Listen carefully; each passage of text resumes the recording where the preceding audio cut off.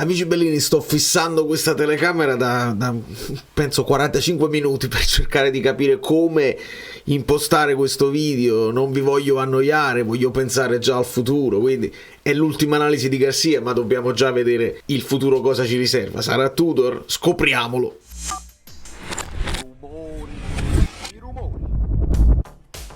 Allora, nel dare il benvenuto a Cacci, ma come poi sembra fatto apposta, lo cacci, che è proprio arrivato il momento che lo cacci, perché non si può fare altrimenti. Lasciate un like e siamo pronti ad un'analisi, l'ultima analisi approfondita del gioco di Garcia, perché così come abbiamo cominciato così la finiamo. Però ci sono degli spunti molto importanti che vi voglio dare sul passato e sul futuro.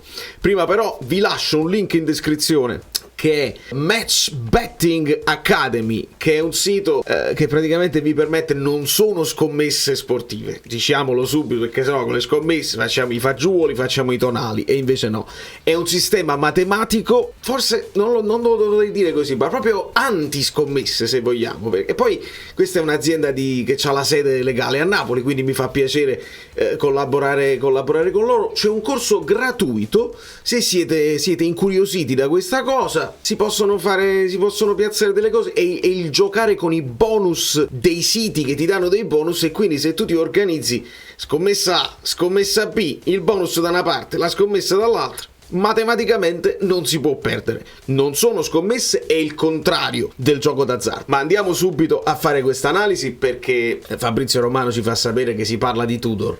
Ora però io devo partire da uno screenshot, che non è uno screenshot di campo, è questo screenshot qua. Ci arriveremo con calma a questo abbraccio. Sono Di Lorenzo e Milik, forse qualcuno avrà già capito, ma ci arriveremo con calma. Andiamo velocissimo sull'analisi della partita, dobbiamo fare i voti per storico, lo dobbiamo fare. La prima occasione Politano, tiro, non sarebbe, fosse andato lì sarebbe stata grandiosa, e invece no, la curl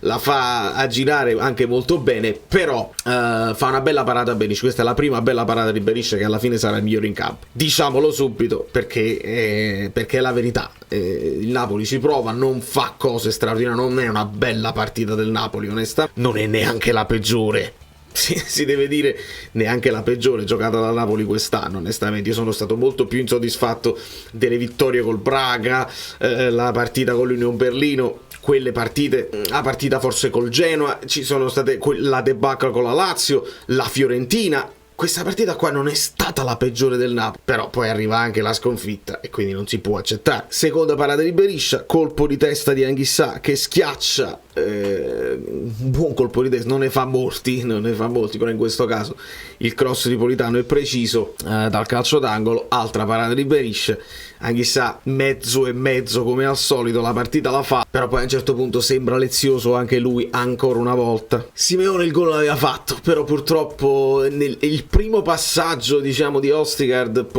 lui era ancora in gioco, poi c'è il rimpallone, quindi quando la palla tocca il piede di Østigård di nuovo, purtroppo noi lanciamo una bella linea con il VAR automatico e Simeone fa un gol anche non banale, perché la mette proprio tra palo e portiere, ma purtroppo era fuori gioco. Questa è la bella parata di Gollini, questo tiro di Cambiaghi andava a finire veramente tra palo e portiere. Gollini si stende bene, cade bene e la para, perché c'è da dire che l'Empoli le sue cose le ha fatte.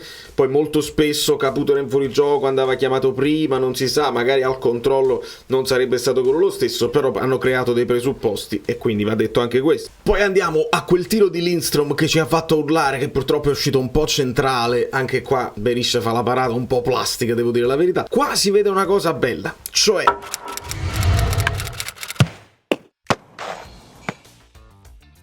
quando Kvara si porta dietro 1, 2, 3, 4 giocatori, che vanno a raddoppiare e a triplicare. Prima di tutto qui c'è Lobotka che aveva aiutato, perché Olivera sta sempre qua, Olivera va sempre al centro e quindi non dà una grande mano a Kvara, però Lobotka aveva aiutato, quindi Kvara punta. Quando punta ci sono tutti questi raddoppi, triplicano, quadruplicano, si liberano i giocatori, questa è la cosa bella. Finalmente, se si sono liberati i giocatori, scarico facile, Lindstrom può prendere la mira, sparare un bel tiro anche forte ma un po' centrale. Prima occasione per Kvara, purtroppo purtroppo qui lui sceglie il primo palo e Berisha copre bene, spara di sinistro che non è il suo piede, però ne ha fatti di gol anche di sinistro, ne ha sbagliati qualcuno quest'anno di sinistro, bisogna dirlo. Poi se ce la vogliamo prendere col più giovane della cucciolata, prendiamocela. Io non me la sento onestamente. E c'è un'altra parata di Berisha. Questo qui è un po' più clamoroso perché Kvara è molto più vicino. Prima di tutto non era facile stopparlo questo pallone perché era un tiraccio, credo, di Di Lorenzo che finisce per essere un assist. Lo stoppa, gli rimbalza il pallone in un certo modo, si coordina, aveva questo angolo, doveva incrociare di più, gli è uscito un tiro un po' più della paura, un tiro un pochino più pavido, quindi un più centrale. Prendi la porta e vediamo che succede, però prendi la porta, non incrocia abbastanza e Berisha allarga il piedone e la para. Dopodiché qua succede il patatrack, abbiamo Mario Rui infortunato che ha provato fino alla fine a stringere i denti, ma da infortunato è andato a centrocampo e si sposta Cajuste temporaneamente terzino sinistro. Adattamento da fare ovviamente in quel momento. Poi dopo Garcia dirà pure mettetevi a 3, ma oramai la partita era finita. Credo sia Eboué che sta portando il pallone. Questo è Gyasi, è Eboué che continuerà la corsa, quindi il passaggio per Eboué. Cajuste va morbido, Ostigard lascia Kovalenko, qui era in marcatura praticamente su Kovalenko, cerca di andare a chiudere sul cross poi che credo sia Eboué a questo punto, e Cajuste avrebbe dovuto e potuto andare a chiudere su Kovalenko. Nel momento in cui Ostigard sta andando a chiudere qua, Cajuste guardate che guarda con lo sguardo, guarda la palla, si fa attrarre dalla palla, ma non vede che Kovalenko è completamente solo e quindi il passaggio è semplice. Poi Kovalenko fa un gol della palla. Nel finalissimo si vede che c'è un pochino una sorta di disperazione e di confusione che questi giocatori oramai hanno e hanno avuto. Siamo al 91, quasi al 92esimo, mancano 2 minuti. Lancio lungo di Rachmani per Raspadori e già questo vi fa capire che c'è disperazione, non c'è uno sviluppo di gioco ben definito. Queste sono tutte cose che vanno date a Garcia perché troppi lanci lunghi Rachmani. Con Simeone tu lo puoi anche fare, con Raspadori da solo avanti proprio no. Questo lancio lungo di Rachmani incredibilmente viene anche recuperato da Raspadori che fa una lotta incredibile contro questi difensori, riesce a liberarsi e addirittura arriva al fondo. In questo momento lui avrebbe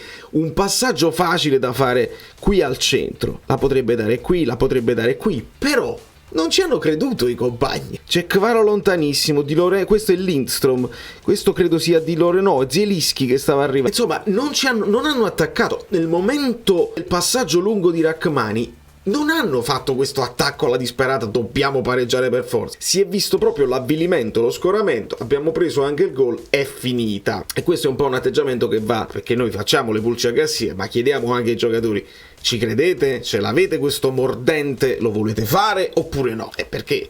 Qui per esempio ci ha creduto Rachmani alla disperata, ci ha creduto Raspadori, non ci hanno creduto gli altri, non sono andati. Che stai difendendo? Stai facendo le preventive per lo 0-2, devi riversarti, c'è ancora 2 minuti. Esistono le storie del calcio dove tu in 30 secondi fai 2 gol. Non ci hanno creduto affatto, infatti poi qui Raspadori deve tornare indietro e l'azione finisce. L'analisi tattica, vabbè, questo sono io che, giusto perché sennò difendi troppo Garcia. Non è il mio profilo preferito, lo posso dire tranquillamente, e spero ovviamente che venga e che faccia meglio di Spalletti, meglio di Gattuso, meglio di Ancelotti, meglio di Sarri e meglio di tutti, perché non dobbiamo tifare noi stessi, dobbiamo tifare per il Napoli, quindi speriamo che vada bene. Speriamo che vada bene. Intanto non è andata bene e non mi interessa difendere Garcia, non mi interessa difendere nemmeno le mie idee, che erano anche corrette a livello di intuizione, all'epoca non mi convince. Poi ho cercato di farvelo piacere, poi ho cercato di sostenerlo, abbiamo cercato di fare delle analisi precise e non campate in aria. L'analisi di questa partita mi interessa poco. Mi interessa poco perché è il solito Napoli che bene o male attacca, non crea tantissimo. Migliore secondo SofaScore è Anghissà. XG bassi, potevamo fare qualcosa di più noi, ma questi 7 tiri in porta, che sono parecchi per il Napoli,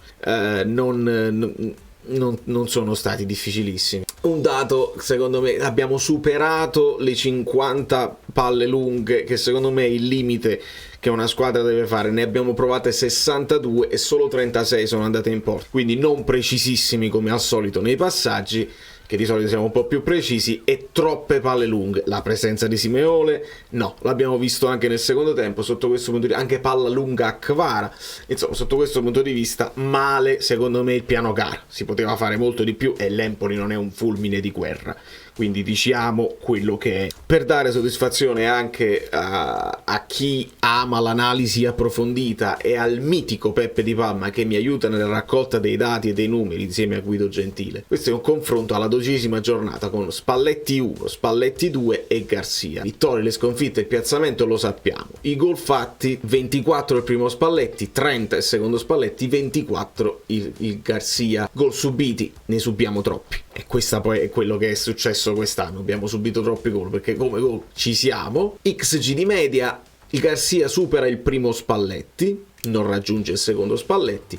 XG subiti di media più alto per Garcia. E poi andiamo ai dati, quelli che non si vedono in campo ma che sono tangibili. Il Napoli di Garcia corre un po' di più, correre non significa giocare bene, a volte perché corri dietro agli avversari. La velocità media siamo lì, 6.6. La velocità della palla, corre di più la palla di Garcia, e questa è una cosa che io non potevo mai immaginare come intuizione. Sembrava fa girare palla lento, la palla va più veloce, la conduzione della palla è un po' più lenta. Questa potrebbe essere anche una convinzione dei giocatori, no? Tu prendi palla e parti, se sei convinto, se il mister ti è entrato dentro e parti convinto, parti più veloce. Tiri totali in media, Garcia quasi raggiunge il secondo anno di Spalletti. Tiri in porta 6, 6,5, 5,33, di conseguenza anche lì un pochino meglio del primo Spalletti. Tiri fuori 6,8, quindi con Garcia si aumentano i tiri fuori e subiamo più tiri in porta contro in porta. Passaggi riusciti, siamo nella media con il secondo Spalletti. I passaggi in avanti sono di più del secondo Spalletti, passaggi all'indietro sono di meno del secondo Spalletti, quindi con Spalletti si tornava di più indietro, c'era più pazienza, c'era forse ancora convinzione dei propri mezzi, e i passaggi lunghi sono leggermente inferiori sia al secondo Spalletti sia al primo Spalletti, quindi troppi passaggi lunghi, è vero nella partita di ieri, ma di media sono meno dell'anno scorso. I rigori, i giocatori utilizzati sono 22 come Spalletti l'anno scorso, questo per dirvi cosa, non per giustificare Garcia, ma per dirvi che non tutte le sensazioni sono sempre accurate, e quando ci andiamo a confrontare con i numeri c'è qualcosa di altro che dobbiamo andare a vedere che comunque non ha funzionato. Non sto dicendo che funziona tutto bene, la situazione è disastrosa, ma perché vi facevo vedere la foto di Lorenzo, che è questa qua. Era il 10 dicembre del 2019, il Napoli vinceva con il Genk 4-0 e si qualificava e superava i gironi. Parliamo ovviamente di Ancelotti. Carlo Ancelotti esonerato dopo il 4-0 con il Genk, arriva Gattuso. Ancelotti non è più l'allenatore del Napoli. Nella notte dopo la vittoria con il Genk, vertice da Diego De Laurentiis, in arrivo l'ex del Milan. Questo perché, per fare anche un pochino di memoria, tutti quanti si ricordano Salisburgo, tutti quanti si ricordano la notte dell'ammutinamento. Io non ricordavo per esempio che l'esonero avvenne dopo la vittoria 4-0, tripletta di Milik e gol di Mertens con Insigne in panchina, e mi viene di far vedere Di Lorenzo, perché Di Lorenzo già c'era, quindi Di Lorenzo già ha assaporato quello che significa un esonero in corso d'opera, e abbraccia Milik, perché è capace che deve abbracciare Tudor, cuore juventino come Milik, come Giuntoli, è capace che ci dobbiamo, non ce la faccio nemmeno a vedere. Perché vi dico Tudor? Perché oramai Fabrizio Romano ha detto che Tudor è il primo indiziato, se non è Tudor è Mazzarri, se non è Mazzarri è Cannavaro, e tutti amano la difesa a 3, ma questo ci arriviamo. Ancelotti lascia la panchina del Napoli a Rino Gattuso, ma la decisione non è ancora ufficiale, poi diventerà ufficiale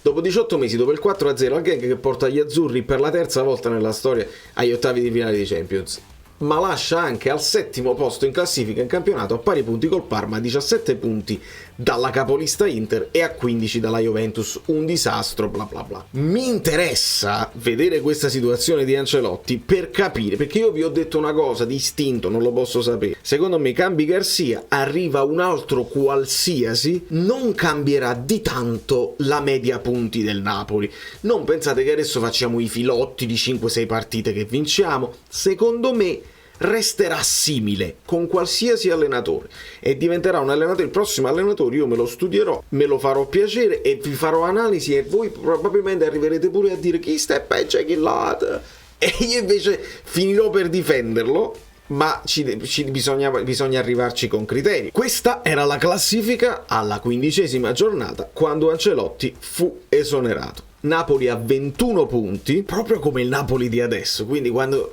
sei a 21 punti De Laurentiis non ce la fa e si sente male. Però come abbiamo visto sta in pari merito con Parma, ampiamente fuori e un distacco clamoroso dalle prime. Vedete quel Cagliari davanti a noi, non vi preoccupate, il Cagliari finirà dall'altra parte della classifica a fine stagione, su questo non c'è problema. La media punti di Ancelotti era 1.4 facendo 21 punti in 15 partite. Arriva Gattuso. Ricordiamo l'intervento sul mercato, questo è un tema importantissimo perché se arriva un altro e bisogna cambiare modulo, che poi arrivò Gattuso, mise 4-3-3 che poi diventò un 4-2-3-1, però serviva un regista, il Napoli giocava col 4-4-2 con Ancelotti, si dovette intervenire sul mercato, lo ricordate bene, Demmel Lobotka con Gattuso, quindi si dovrà intervenire sul mercato, De Laurentiis lo sappia se prende un altro allenatore che non è detto che si trova con questi qua. Il Napoli chiude a 62 punti, la media di Gattuso fu 1.78, quindi quasi 1.8, che fondamentalmente è la media di Garcia di adesso. Basta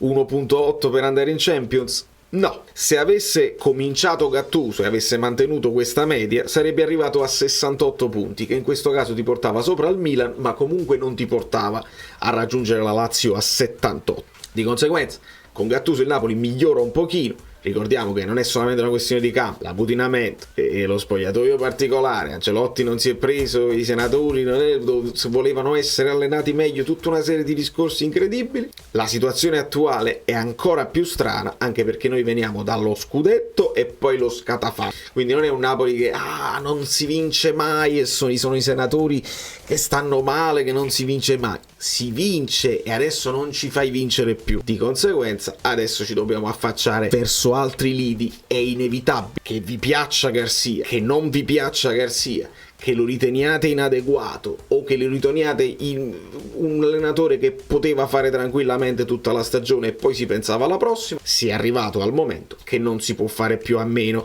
anche perché se tu l'hai delegittimato, tu hai fatto anche delle sparate, questo non lo sappiamo se è vero o no, ma sappiamo che la presenza non è logica, cioè come ti guardano i giocatori col presidente che arriva, che ti giudica, lui in panchina che si siede e scrive, che fa delle scelte particolari per la partita con l'Empoli perché stravolge un po' la squadra non va bene, di conseguenza qualsiasi scelta possa fare Garcia in questo momento è una scelta da considerarsi sbagliata e attaccabile e così non si può lavorare. Di conseguenza abbracciamoci la croce, salutiamo Garcia, chi lo vuole ringraziare, chi lo vuole insultare, a me interessa poco, e guardiamo in avanti verso Tudor, cuore juventino, che all'epoca del Verona rispose così a una domanda ben precisa. E ti chiedo, Osimhen è l'attaccante più forte di questa Serie A secondo te? Da molti? No.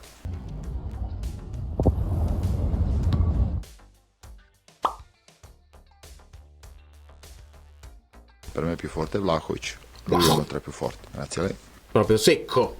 Di solito gli allenatori sono anche un pochino più, sai, diplomatici, perché non si può mai sapere, no? Invece proprio con il cuore bianco-nero si può dire. Noi ci siamo abituati al cuore milanista, Gattuso non è un problema che sia cuore bianco-nero, però questo non aiuta tantissimo la presenza di Osimhen. Secondo voi arriva Tudor, Osimhen rinnova, per esempio?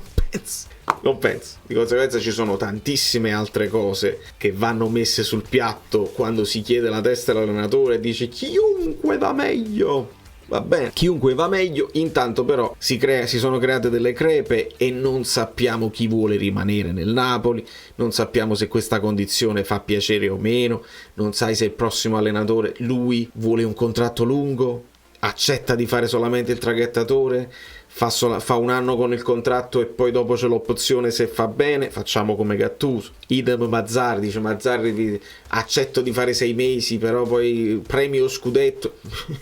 Tu fai mietta a fare sto premio scudetto, premio finale dicembre, ho letto delle cose assurde. Essere un allenatore a tempo non ha senso e non aiuta la squadra, che la squadra che fa 8 con i denti e poi l'anno prossimo non me la gioco nemmeno io la Champions conquistata. Di conseguenza staremo a vedere. siamo pronti ad accettare il prossimo allenatore che verrà. De Laurentiis deve anche sbrigarsi in questo momento, non perché debba sfruttare la sosta, assolutamente no, perché durante la sosta i nazionali se ne vanno e lui arriva Tudor e parla con Zerbin e con Gaetano e con Demme, e magari con Demme si trova pure. Tudor fa i falli, Tudor fa il 3-5-2. Facciamo vedere questa cosa proprio per chiudere uno schemetto proprio semplice. Questo è Tudor con il Marsiglia, tutta una sfilza di 3-4-2-1, 3-4-2-1, 3-4-2-1. Lo può fare il Napoli? Certo che lo può fare, se appena arriverà l'ufficialità facciamo le formazioni, però 3-4-2-1, 3-4-2-1, o fai giocare sotto punta Raspadori e Politano, o fai giocare sotto punta Kvara e Raspadori. Perdi o un Politano, perdi un Kvara, ci puoi far giocare Lindstrom, va benissimo, perdi uno dei più forti che hai in squadra, devi adattare i terzini. Ma Tudor non ha fatto solo il 3-4-2-1, ha fatto anche il 5-4-1, ha fatto ogni tanto anche il 5-4-1, il 5-4-1, questo con il Marsiglia. Con il Verona era 3-4-2-1, ce lo ricordiamo benissimo. Se torniamo indietro nel tempo, al 2020, al 2019, con lo Spalato ogni tanto 4-3-1-2, ha giocato anche con il 3-5-2 in attacco, ha giocato, insomma, ama tanto la difesa a 3, e soprattutto è un allenatore che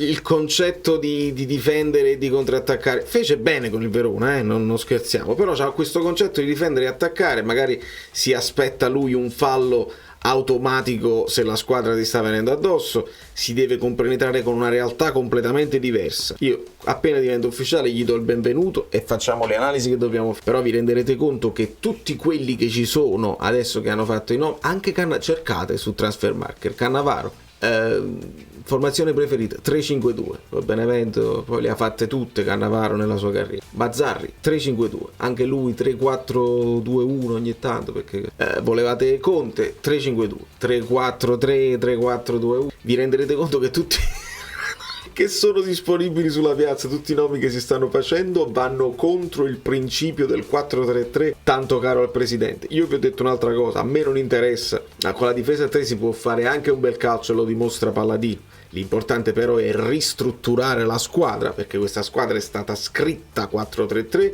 ed è stata pensata al massimo per essere 4-2-3-1 da Gattuso in poi. Gattuso, Spalletti, Garcia, con questa idea di gioco propositivo. Gioco propositivo l'abbiamo fatto, alle volte i giocatori hanno fallito, alle volte Garcia ha fatto delle follie, lo diciamo tranquillamente, però le prospettive di questi qua che dovrebbero traghettarci sono un pochino in confusione. Continua l'equivoco tattico e continua un po' questo cortocircuito tra quello che si vorrebbe fare e quello che poi si farà. Io spero di avervi detto tutto quello che tenevo in testa. È complicato riassumere. Vi invito a iscrivervi al canale perché abbiamo superato la tiratura di Tutto Sport, ma punto al Libero. Dobbiamo arrivare ai 20.000, così superiamo anche Libero, mi sembra il caso. E vi ricordo di passare nel link in basso in descrizione per Match Betting Academy, dove potrete, è gratuito il corso, se siete curiosi di sapere come si può fare questo sistema senza rischiare niente, cliccate sul corso gratuito, ci sono anche 3 regalini che arrivano via WhatsApp. Cliccando il link così fate piacere anche a me e poi ne parleremo, perché ci saranno da fare delle live, bisogna che vengo a Napoli a trovarvi, facciamo una bella partita di pallone tutti quanti insieme da New York. Valerio Fluido è tutto, vi abbraccio, vi bacio, forza Napoli sempre, che è una stagione delicata.